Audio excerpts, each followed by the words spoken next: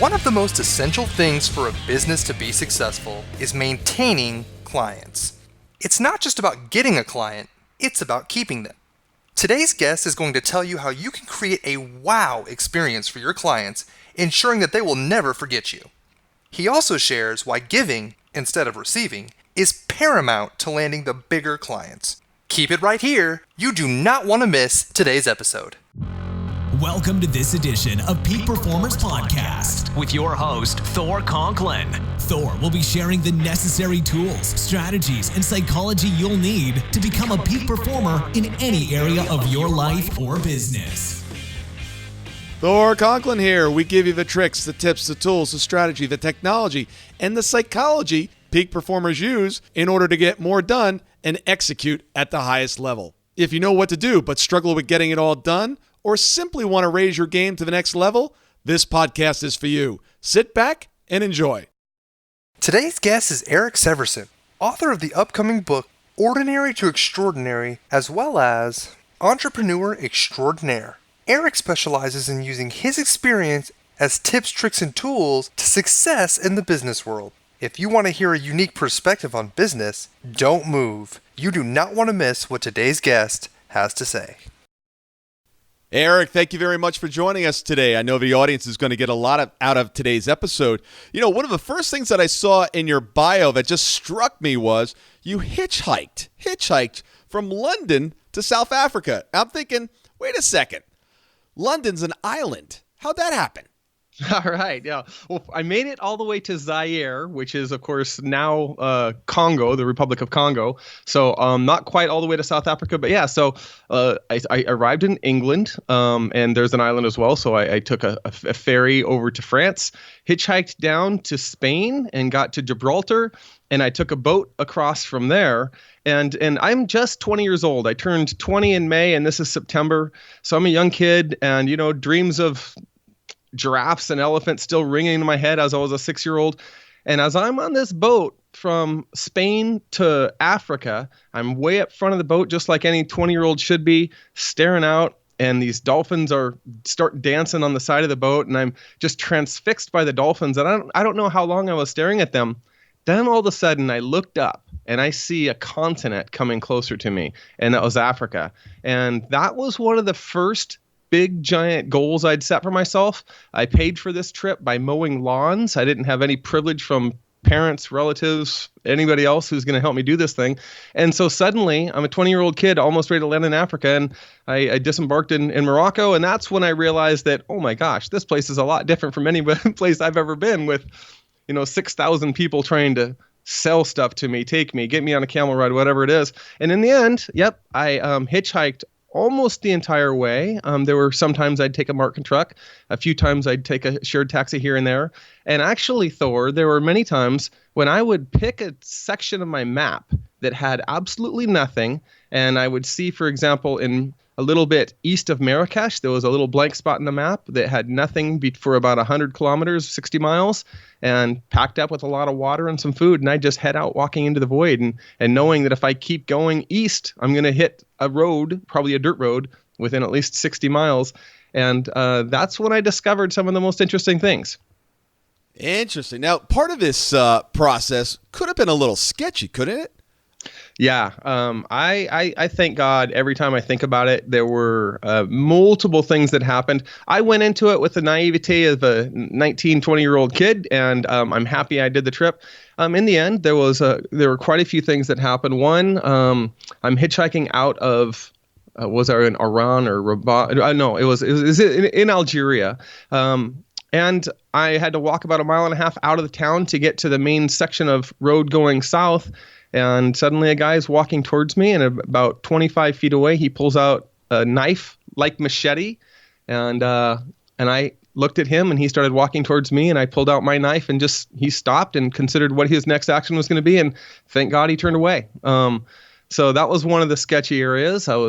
The worst moment was going from Benin into Nigeria. Crossing the border was a nightmare in itself. I was spending about $50 a month. They stole the security guards checkpoints where I was harassed multiple times for people wanting bribes, and in the end they got more than $50 from me out of my 200 total. Then going into Nigeria, I'm in a shared taxi. It's the driver, 5 guys and me crammed into this little tiny car. And so I think the bad part of my day is over. Then there's a checkpoint 150 feet away. They pull it out. They see me, and I'm, not African like everybody else I'm traveling with. So they search all my stuff, let me go. Another half mile away, another security checkpoint. So finally, this goes on for a few hours, and the people in the car start arguing vehemently between the driver and the other 5 passengers. Heated argument going on. I didn't know what's going on happening. And then I realized as we're coming up to the next checkpoint that the driver had had enough. He decided he's not stopping. So he floors it as we're in this dirt road next to a little roadside checkpoint.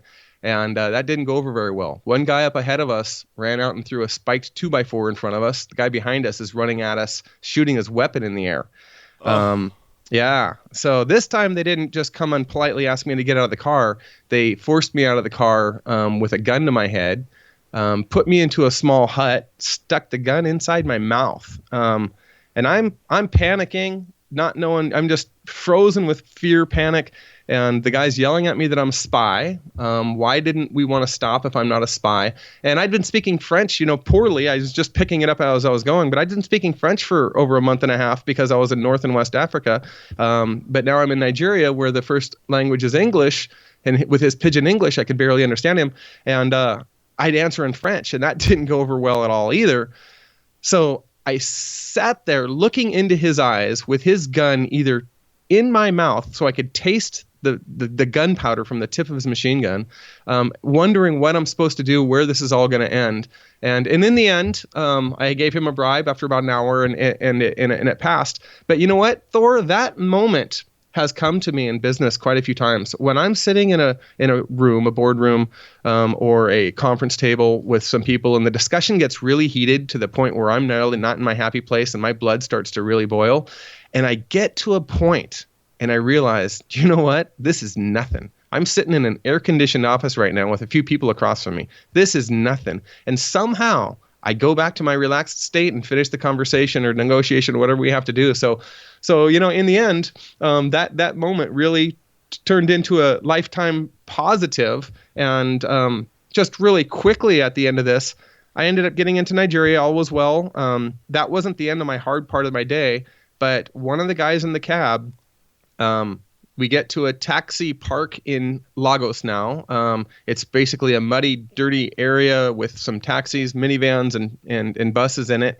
The taxi cab driver stole the rest of the money that he didn't know I had hidden from me. And as he's finally I had to give it to him to have him to open his trunk to give me my pack back. So one of the guys from the taxi walks back and he goes, "What are you going to do now?" So I said, "I'm going to go to the bank, exchange some money, and get out of Lagos as quickly as possible." And he shook his head. He said, "I haven't seen my family in 5 years. I'm going home to see them now. But if I don't take you home with me, you'll be dead before morning." Wow. So, yeah. So in the end, he pawned me off on a friend he also hadn't seen for over 5 years. And I spent 3 wonderful days with a beautiful family in Lagos, getting front row seats of what life is like in the city. So those 3 days wouldn't have existed if it weren't for the bad that led up to that. And that started my lifetime motto of things work out. I like it. I always say that life happens for me, not to me. I like it, Thor. It's interesting. Last year I trained with the Navy SEALs, and it's actually become a joke with my inner circle. People will come up and go, "We got to do this, this, and this. It's going to be tough." No problem. Navy SEAL trained. Exactly. And the funny thing is, you're saying it as a joke, but there's a lot to it, isn't there? There is. There really is. I mean, when I went through that process, it was really, really tough. I just finished another challenge a week ago. It was climbing the equivalent of Mount Everest in Vermont. We scaled Stratton Mountain 17 times. And, there are portions of it that just sucked. I mean, it just was not fun, but you just keep going. And as soon as you expand yourself past what you currently are today, you never go back. So like you said, sitting in the boardroom, it's like, you got to be kidding me. Yeah. I know what it's like to have a machine gun stuck in my mouth. I actually am really glad you brought that up because one, I heard you mention something to that in when your interview with Bill Troy, and then I went back and actually found the episode, and I've only heard half of your Stratton Mountain episode. It's genius. I love it. Totally impressed with all the great things you've got going on with that. But you're right. I do want to hear more too. But it's amazing how those struggles push us and make the other everyday struggles seem easier. Mountain climbing is my biggest passion outside of work, by a long shot. And sometimes when I'm up on that mountain, I'll use Mount Rainier for an example. That was one of the last ones I summited. It's miserable. You felt it when you were climbing Mount Everest, Stratton 17 times, and it's miserable. Your legs are aching. Maybe 2 breaths for every step. I'm roped to some people. I look down and I see a crevasse that's 300 feet deep that if I slip, I hope my 3 friends can stop me from going in. And you're going up that physical exhaustion. But you know what I like is it allows me to start thinking about what my life is like without all the comforts, with all the things that are easy. The important things boil to the surface during those times of agony. And I think you mentioned that when you were on Stratton Mountain, you took 8 pages of notes when you ever had time to scribble something down. Yes. And it's because all of the incidental stuff is away. All of the important stuff is boiled to the surface. And then, going through that makes everything else seem easier. Yeah, absolutely. For anybody listening, if you're having trouble, clarifying things, getting clear on things, coming up with content, all I got to do is go for a walk. I mean, every time I exercise, I come back with notes. It's just disconnecting and just being in the moment. And I'm constantly writing stuff. Constantly. I should start dictating it so I don't have to stop. I whacked my head on a machine today at the gym. Because I'm sitting there, I'm making some notes, and I walk by, and I'm 6'4", and literally I slammed my head on an iron bar that was used for pull downs. So I was like, all right. I hope it was during an aha moment. Yeah, exactly. Note to self: don't text, or not. I wasn't texting. I was writing notes. Don't write notes and work at the same time. Now I was fascinated that you studied anthropology. I'll get that right. Anthropology. And you applied what you learned in business. I'm confused. Okay, yeah. So anthropology, for those who don't know, is often voted the least likely to succeed major because it's the study of humans, everything from archaeology and bones to cultures. And I particularly studied the Wayana Indians in South America, so I lived with them for 6 months in the jungle. Other studies include linguistics and things like that. And so what do you do with this stuff? Well, most people think the only one route is to become a professor and teach, and that, in fact, was one of my goals when I was in school. I did my undergraduate at UCLA and got in anthropology, and then grad school at the University of Virginia in anthropology. And but then I was sidetracked with a few things that were interesting to me, and I followed them. And next thing you know, I'm going into business, and I started realizing that communication between the company I was working for and our international, we had country reps in different countries, wasn't as good as it could be. I noticed some inconsistencies and some problems with talking with, for example, a journalist in Italy. And one particular issue, there was a big, huge hoo-ha about things weren't working out with this particular journalist, and I looked at the situation, and all of my anthropology came back to me, and I saw that. I said, guys, this is easy. This has nothing to do with money. This has to do with ego. This has to do with respect. If we treat him with the machismo and respect that he thinks he deserves and does deserve, things are going to be easy. Well, we switched our communication style, and that thing became easy. And so I ended up doing international business development for them for quite a long time. And that company grew from 7 million valuation to over 100 million in 10 years. I'm still with them, actually. I've been there for 10 and a half years now. And it's been a great ride. And it's been really fun to be working with these different cultures. So I work with Brazil, Germany, Italy, Australia, pretty much a lot of the global, even Japan. So it's been fun to use these skills I was taught in anthropology in a business setting. fascinating. I never would have made a connection between the two there. You know, you were talking about the time where you spent in the Amazon with the Indians. What did you learn that you applied to leadership? Wow. So, Thor, that is such a perfect question. I went in, so there's a group called the Aluku, which is a Maroon tribe living in South America, on northeast South America. So this is French Guiana, just north border of Brazil and bordering Suriname to the north of them.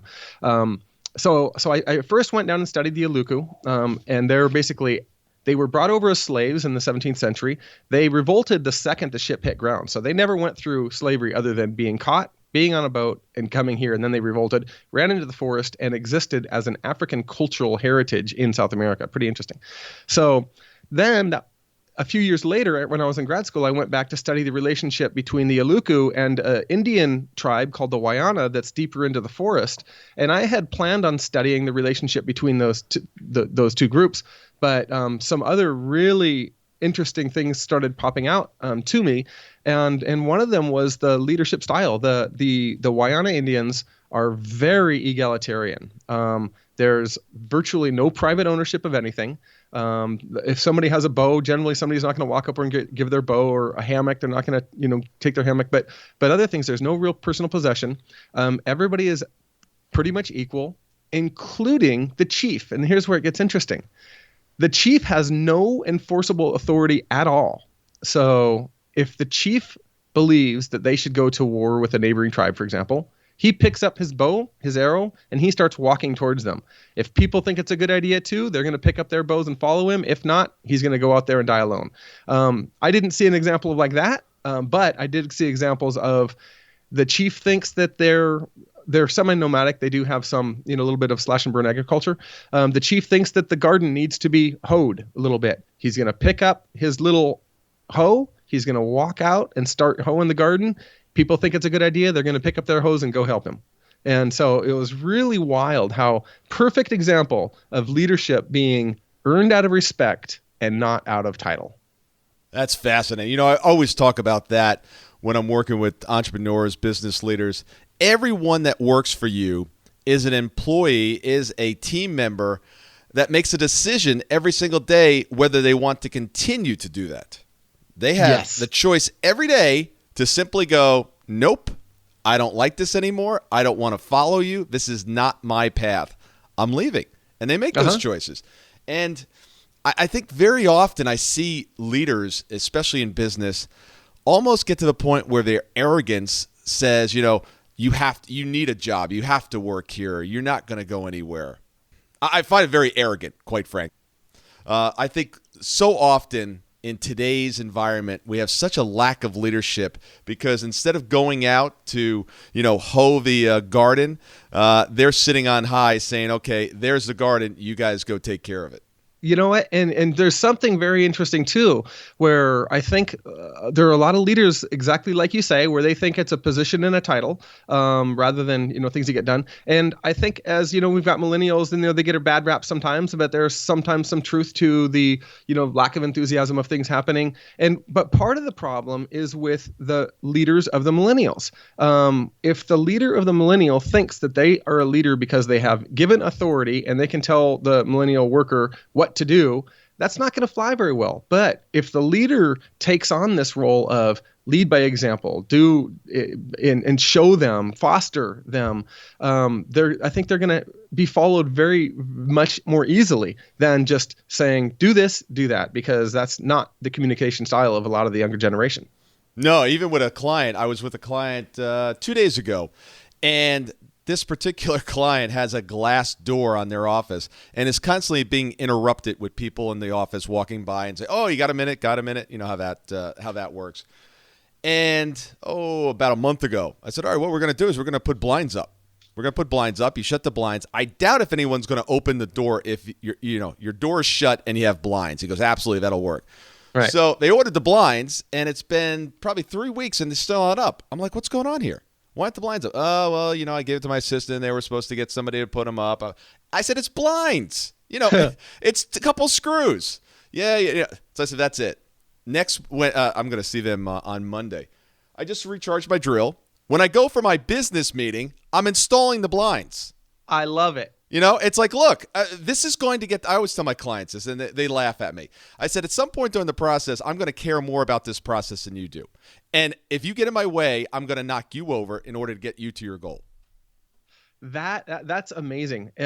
What I love is that person, it's so many people, and particularly entrepreneurs who are just getting going, they have knowledge. They've read the Tony Robbins books. They've been to the Brendan Burchard seminars. They've read Napoleon Hill's books.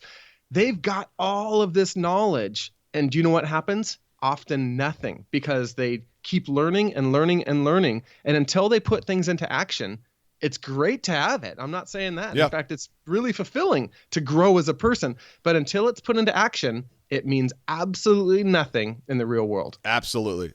So that's you with the screw, putting it into action. Absolutely. I talk about that all the time. You know, most people have shelf help, right? It just sits on the shelf. It doesn't go anywhere.